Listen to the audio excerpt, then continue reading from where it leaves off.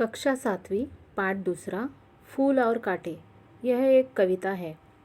इसके कवि है अयोध्या सिंह उपाध्याय। उनका उपनाम है हरि औध। प्रथम हम कवि का परिचय करेंगे। कवि का जन्म 1865 में हुआ और उनका मृत्यु 1947 में हुआ। उनकी अनेकों रचनाएं प्रसिद्ध हैं।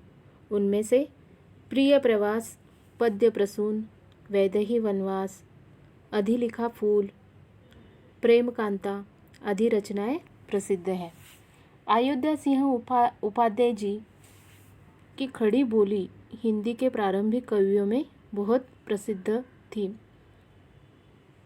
ये हिंदी के साहित्य में उनका बहुत बड़ा स्थान है। आप हिंदी के एक आधार स्तंभ है। वे एक आधुनिक कवि माने जाते हैं। तो प्रस्तुत कविता में कवि ने यह स्पष्ट किया है कि मनुष्य विशिष्ट कुल में जन्म लेने से नहीं बल्कि अपने कर्मों से ही बड़ा बनता है। तो अब हम कविता की ओर चलते हैं। कविता का सरल अर्थ समझाते हैं।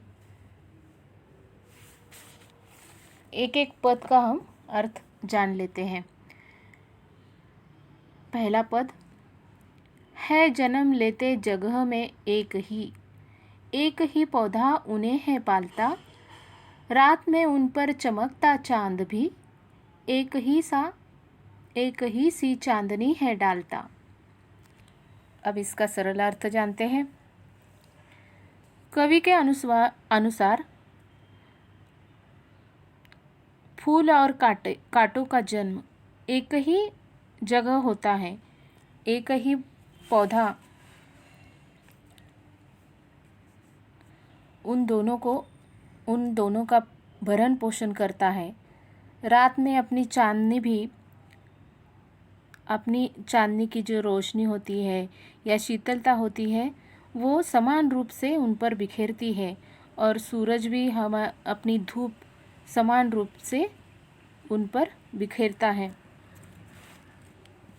तो अब दूसरा पद देखते हैं। मेह उन पर है बरसता, एक सी उन पर हवाएं है बहती, पर सदा ही यह दिखाता है हमें ढंग उनके एक से होते नहीं। अब यहाँ पे कवि क्या कहता है? मेह मतलब बादल, यानी कि बादल इन पर जब बरसते हैं तो समान रूप से बरसते हैं, समान रूप से इन पौधों को पानी मिलता है। यहाँ पे फूल और कांटे एक ही पौधे पर है, यानी कि ये हम समझ लेंगे गुलाब का पौधा है और उस पर फूल भी खिला है गुलाब का और उन पर कांटे भी हैं। तो इस पौधे को समान रूप से यहाँ पे पानी मिलता है बारिश का और हवाएं भी इन पर समान रूप से बहती है, पर दोनों का व्यवहार जो होता है वो बिल्कुल अलग होता है। तो यहाँ पे कवि ने उनके व्यवहार के बारे में बताया है, उनका व्यवहार कैसे अलग अलग होता है। तो आगे देखते हैं। आगे के पद में छेद कर काटा किसी की उंगलियां, फाड़ देता है किसी का वसन, प्यार डूबी तितलियों के पर कतर, भौर का है वेध देता शाम तन। अब यहाँ पे भौर का मतलब होता है भंवरा और वसन का मतलब होता है वस्त्र और वर का मतलब होता है सुंदर और वेद का मतलब होता है छेदना और शाम का मतलब होता है सावला। अब यहाँ पे कांटों और फूलों का अलग अलग व्यवहार किस तरह से होता है इनको दर्शाया गया है। उंगलियां, कांटे से हमारी उंगलियों में छेद आता है। कांटा जब हमें लगता है तो हमारे उंगली में दर्द होता है और वो हमें छेदकर लहूलुहान करता है। और किसी वस्त्र में जब कांटा घुसता है तो वो वस्त्र भी फाड़ देता है और तितलियों के पंख भी कतरता है। कांटा जब फूलों पे मंडराती है तब जब उसे कांटा लगता है तब उसके जो पंख होते हैं मखमली, उनमें जब कांटा लगता है तो वो फट जाते हैं, कतरते हैं और शरीर को घायल कर देता है ये कांटा। तो यहाँ पे कांटे का व्यवहार दिखाई दिया है, दर्शाया गया है। अब आगे की पंक्तियाँ देखते हैं। है खटकता एक सी आँख में, एक सबकी आँख में, दूसरा है सोहाता सुर शीस पर।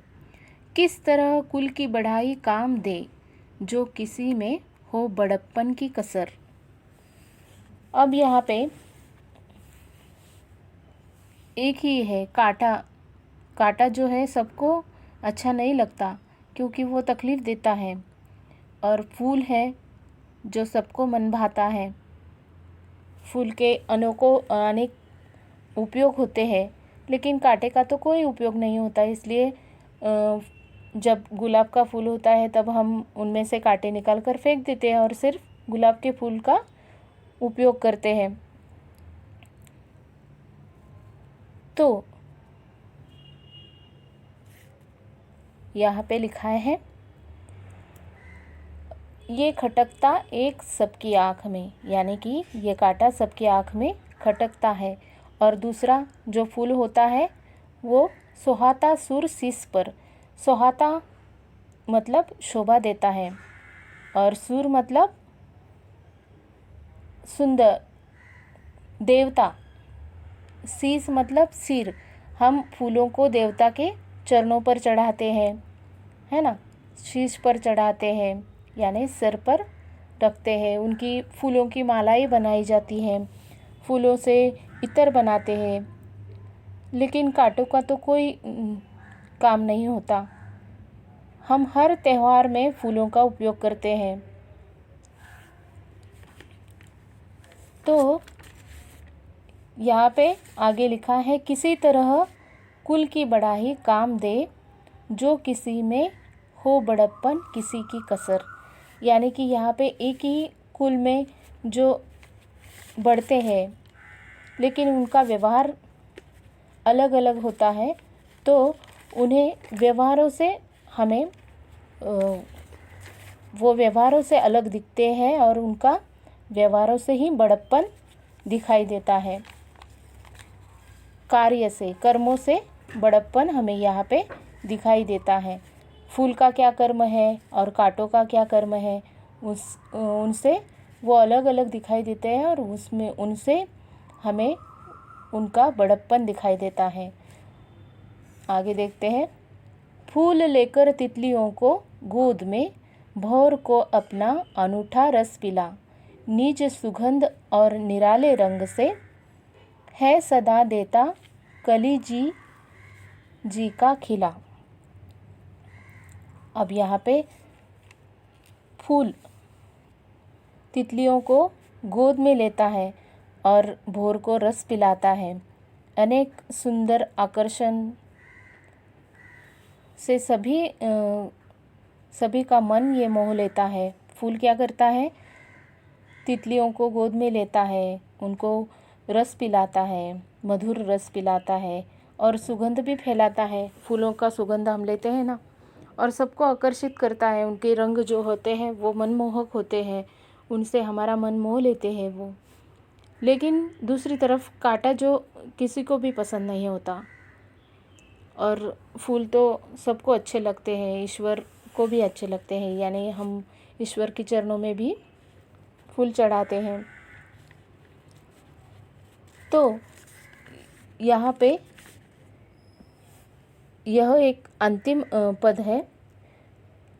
एक कांटा है जो किसी को अच्छा नहीं लगता, लेकिन फूल तो सभी को अच्छे लगते हैं। हर त्यौहार में हम उनका उपयोग करते हैं। उनमें से फूल और व्यवहार कांटों का व्यवहार अलग अलग कैसे दिखाई देता है, यह हमें यहाँ पे कवि ने प्रस्तुत कविता में दिखाई दिया है। इसी प्रकार से मनुष्य बड़े कुल में जब जन्म लेता है, लेकिन उसका हृदय छोटा होता है, वह कोई अच्छा काम नहीं करता या उसका कर्म अच्छा नहीं हो, वो मानव जाति का कल्याण नहीं करता हो, तो उस व्यवहार से हमें उसका बड़प्पन दिखाई देता है और कुल और ख़ानदान की बढ़ाई करके कोई मतलब नहीं होता है। ऐसे कुल और ख़ानदान की बढ़ाई करके कोई मतलब नहीं होता। ये यहाँ पे हमें कवि ने सीख दी है।